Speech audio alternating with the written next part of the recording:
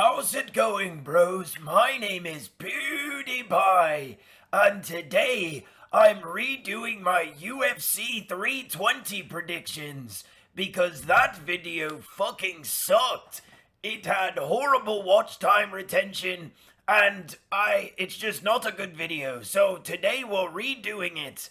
And starting off, we've got Veronica Hardy taking on Brogan Walker. Neither of these broads are good at fighting, nobody cares, but if you are interested, I did do a 3-hour boxing channel breakdown over on my second channel, so make sure you go and check that out.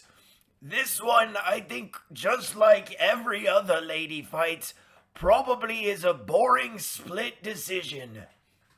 Where's my water? Shit. I left my water in the other room. One moment. Water secured. Okay. But just like any other bathroom break, this fight is going to be a boring decision. Veronica Hardy is a lot younger, but her reach is a little shorter. I don't know why I'm reading out these stats. No one cares. Even if this fight is a war, no one's going to watch it. We are rocking with Veronica Hardy 29-28 boring split decision. Moving on, Ramiz Brahimaj versus Austin Vanderford. Both of these fellas are kind of ass. Ramiz Brahimaj, let's look at his former fights.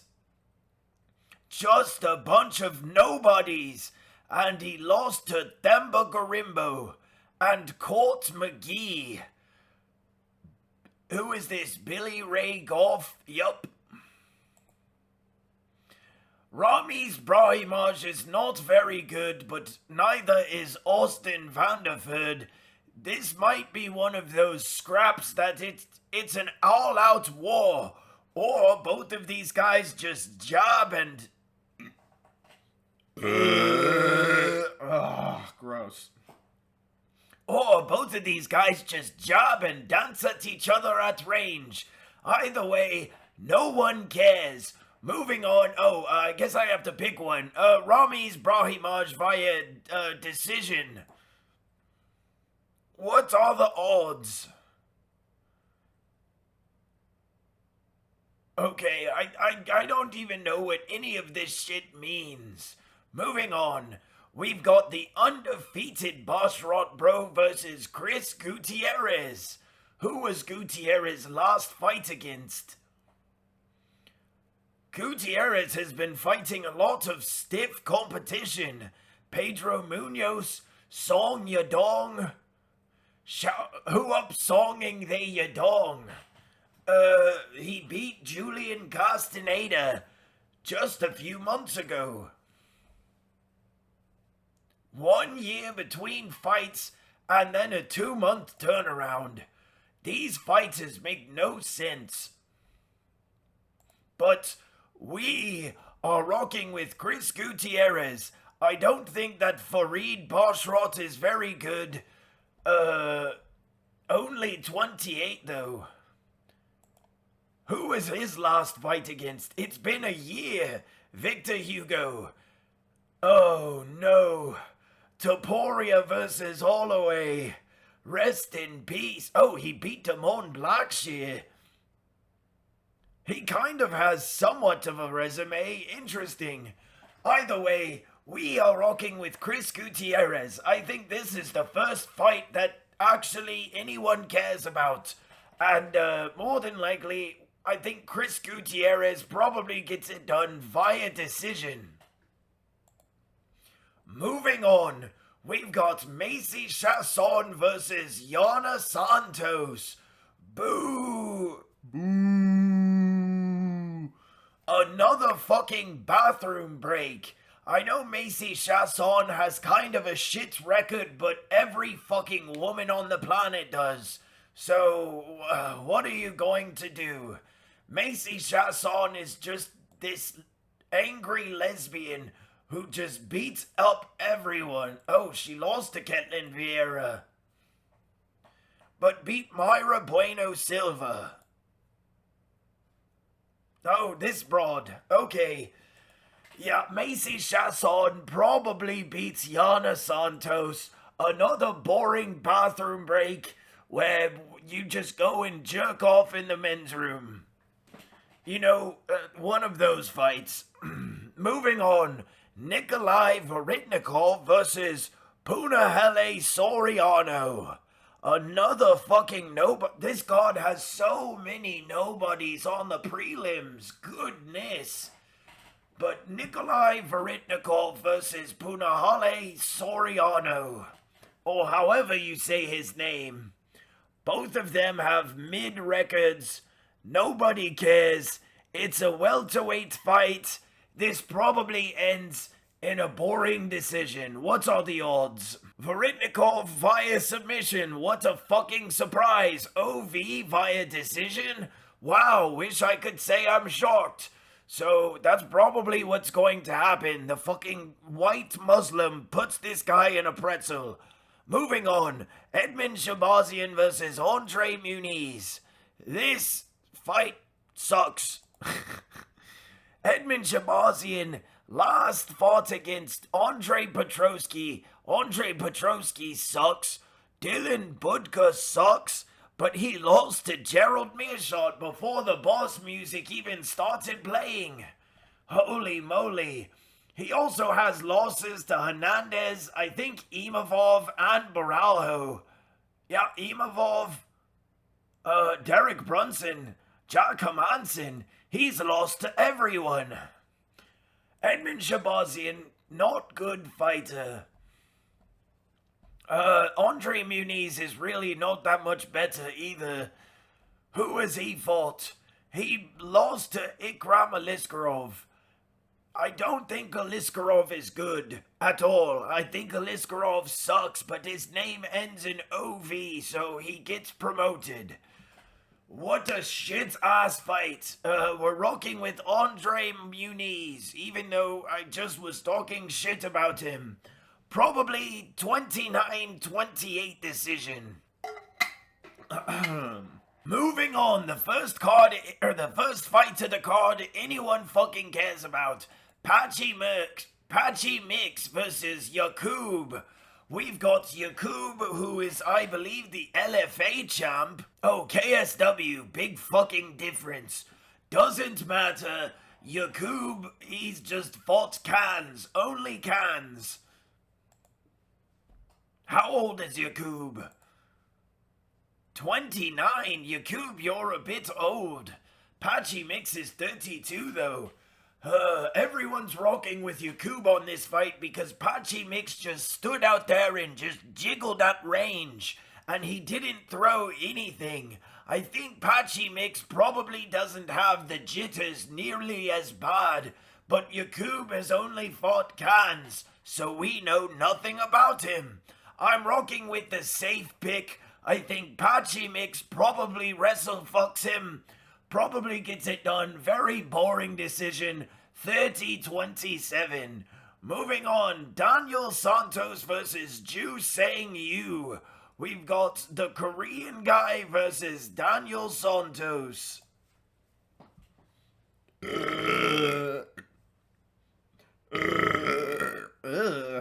Yucky. Who is this? Johnny Munoz. Nobody cares.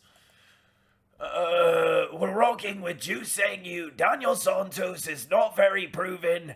He's kind of a nobody. They're probably propping up Ju Sang Yu to get a crazy finish. They've got an undefeated guy who has a decent amount of hype fighting against this nobody who has 2 L's on his record. More than likely, Ju Sang Yu puts his lights out, I say, in the second round. Moving on, we've got middleweight Ngannou versus Treston Vines. This is not his original opponent. Who is this? AFC 12? Who the fuck? Who the fuck is that guy? Who the fuck is that guy? Who the fuck is that guy? I can't do it right now. Who the fuck is that guy? That's the best we're gonna get. Some random nobody they pulled up on short notice. That way the middleweight Ngannou can flatline someone at the headliner of the prelims. I think middleweight Ngannou, oh, he's only 23, very interesting. Probably gets another first round flatline. They brought this guy in just so he can be slaughtered. That's what the UFC wants, and more than likely that's what the UFC gets. So I've got a Tabor Gautier via first round knockout. Moving on, Abus Magomedov versus Officer Joe Pyfer. No body cam Joe Pyfer. We are rocking with Officer Joe Pyfer on this one. We think Abus Magomedov just sucks. He lost to, he got chinned by Strickland.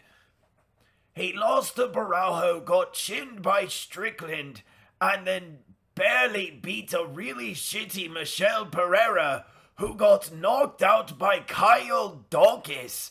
I think Abus Magomedov is the worst ranked fighter at middleweight, and more than likely, Joe Pyfer gets the kill shot. I know that against Kevin Fatsalem, he just kept going for kill shots. Only kill shot over and over and over and over and over. But Kevin Fatsalem is a big fat Mexican. You're not going to knock out a big fat Mexican. They're just unchinnable.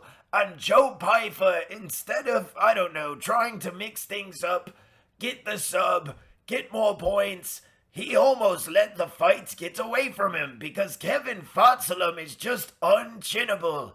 Any fat Mexican who's, I don't know, with 30% or more body fat, they're uncrackable. You can't do anything to them. Officer Joe Pyfer definitely gets Abus Magomedov cracked, though. We're gonna see Joe Pyfer crack Abus Magomedov this weekend, and Abus is probably going to get back shots of doom. But in all honesty, Joe Pyfer is going to just piece up Abus, probably walk him down, crumple him up. I think a second round TKO, if not just flatlining him cold with a big meaty hook. Moving on. My voice is crushed. Moving on, we've got Josh Emmett versus Yusuf Zalal. I think, oh shit, Josh Emmett is 40? I might have to change my pick, to be honest. Yusuf Zalal, his last fight was against Calvin Kattar. The first 2 rounds he looked great, and then round 3 just kind of danced around like a pussy, but what are you going to do? He won the fight. Most fighters would do the exact same thing. You just hate to see it. But I think Josh Emmett might be too old. My previous prediction was Josh Emmett gets it done via decision. But to be honest, I think that Josh Emmett, he just might be cooked. I was wondering if he lost a step in his last fight against Lerone Murphy. But Lerone Murphy clearly is just that good. So I don't know, this is a tough one. Is Josh Emmett just old, or is Calvin Kattar washed? That's another question. Although I picked Josh Emmett in my first predictions, we are switching up. We are riding the fence, and we are rocking with Yusuf Zalal via probably 29-28 decision. Moving on, Yuri. I bring great storm against Khalil Roundtree Jr. And I, Czech Samurai, will bring the storm and destroy this evil force. Yes, let's go for that. We are rocking with Yuri. We are rocking with Retard Samurai. We think that Yuri is going to put Khalil out of his misery. I think that Khalil looks like he'll be in it for the first round. Round 1 will be very competitive, but I think Yuri ultimately gets a knockdown, wins the round. Round 2, Yuri starts really building. Khalil will probably destroy Yuri's calves, but Yuri's gotten a lot better at defending the calf kicks and moving his head. Before, he never moved his head when he fought. Last fight against Jamal Hill, he was actually moving a lot and had fight IQ, didn't just eat punches to the fucking forehead. Now, Yuri's moving around and he's had a while off. I think round 2, more than likely he probably gets calf kicked a decent bit, locks in, and eventually late round 2 or early round 3 gets the kill shot, killing Khalil Roundtree, and then just autisms all over the cage. Whatever Yuri normally does. I bring great storm. Yes, let's go for that.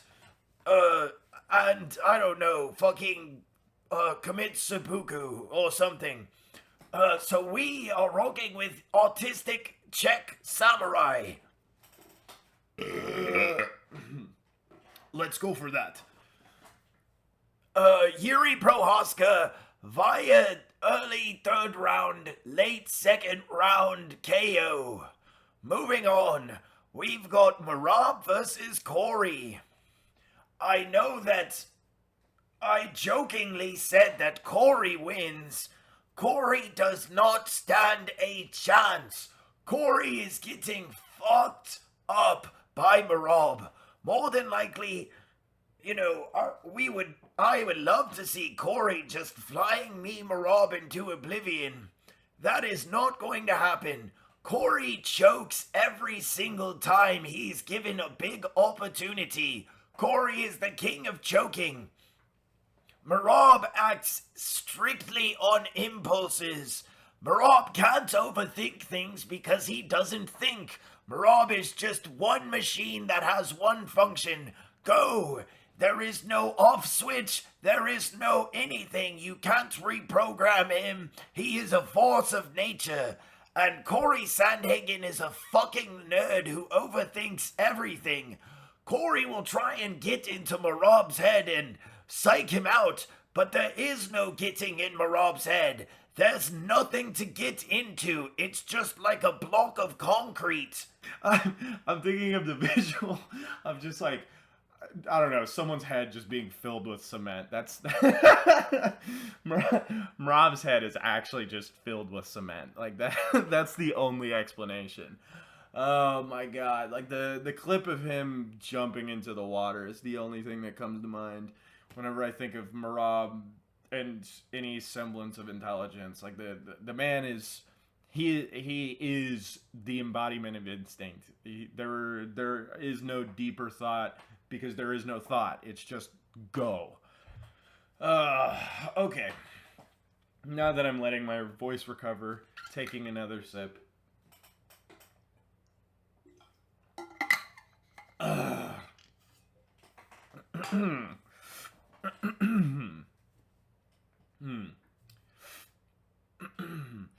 Marab is just a block of concrete sitting in between his shoulders. There is no activity going on between the ears. It's go, go, go all the time. And I think Corey probably gets way too in his own head trying to get into Marab's head. Corey just sits there, dances at range, has good scrambles. I think that Marab doesn't dominate on the ground like normal, but Marab might piece up Corey on the feet. I don't think Corey's going to throw too many shots ever. I think Corey's just gonna sit there, jab and feint, dance at range, and not do anything. Very similar to the Umar fight. I would love to see Corey Sandhagen win.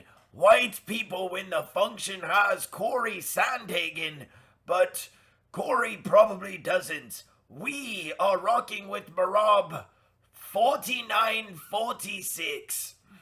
Moving on.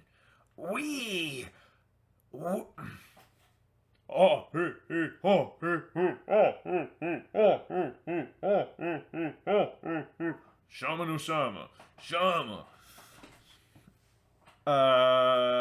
We're starting the Shama chant. We are starting the Shama chant. We will chin Magomed Ankalaev. We will get our belt back. Then we will move up to heavyweight. And we will chin Tom Aspinall. Retire triple champ. Immediate GOAT status. That is our career. That is the arc for us. That is what we will be doing to Magomed Ankalaev tomorrow. No bullshit. Alex gets it done. Magomed Ankalaev probably gets a takedown, unlike the first fight. Holy fucking voice crack. Holy voice crack, Batman. What if I just uploaded all this raw footage? How sick would that be? What if I just uploaded 23 minutes of raw footage? How sick would that be? That would be super sick, I think. That would be very cool and swag, I think. Okay.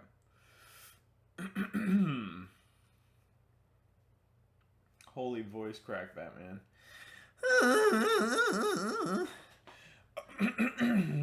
Magomed Ankalaev probably gets a takedown, unlike their first fight, where he shot like 13 times, got none of them.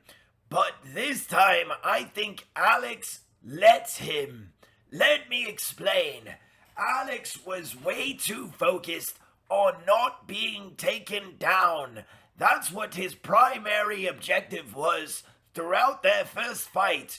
Do not get taken down. He was so preoccupied with that, he didn't focus on winning the fight. I think this time, Alex is way too locked in on winning the fight. Therefore, I think Magomed Ankalaev probably gets a takedown some point in the early rounds. Alex then... Oh my goodness. Alex then gets double wrist control and either rides it out for the round or rides it out till he has an opening to get to his feet. Then, when Ankalaev shoots another takedown later in the fight, I think Alex throws a flying knee, killing Magomed Ankalaev right there in the cage. That is what we need to see. Also, just to mention, Magomed Ankalaev said during the build-up of their last fight, he would not shoot takedowns. Their last fight happened during Ramadan, the holy month during... I can't even fucking speak. I can't even speak. You know what? I've decided. I'm deciding from here on out. I'm deciding right now, right here, right now. I'm going to do the intros. I don't know. I might do the intros as Vegeta. But you can't market that. You can't post, like, what are you going to, how are you going to attract viewers on YouTube with just like 5 minutes of Vegeta and then it drastically switches back to normal fucking dude voice? Like, what? You know, I thought doing a Vegeta gimmick would be enough to, like, draw people in. But, like, if I'm not going to do the Vegeta gimmick throughout the entirety of the video, what's the point in, like, even doing a Vegeta gimmick at all? Why not just do the video normally? Why the fuck am I saying this to you guys? You guys don't give a shit. Whatever. Doesn't matter. I'll just edit this out. Whatever. Let me fucking take a swig of my water.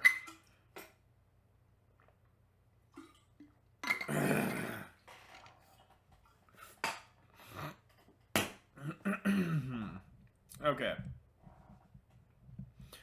Magomed Ankalaev, during the build-up of the last fight, he told Pereira he would not shoot any takedowns.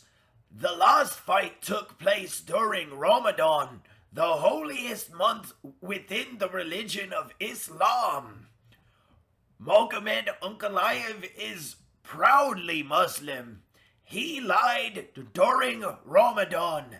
Therefore, he needs to relinquish the belt or go to Muslim super hell. Was that too fucking hard to get through? Holy moly. I had fucking set it for a video already. Jeez Louise. Okay, regardless. Regardless, we are rocking with Alex Pereira, and we think that Shama gets it done. Probably mid-round. If not, I think round 4 gets it done, knocking out Magomed Ankalaev.